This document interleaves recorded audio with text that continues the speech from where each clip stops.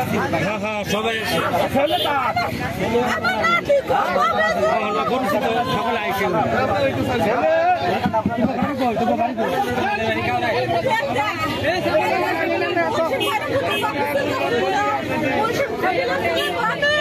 নাকি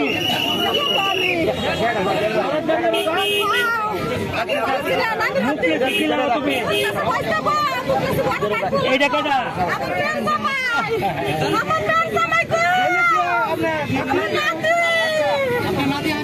ভালো আছে চিন্তা করবেন না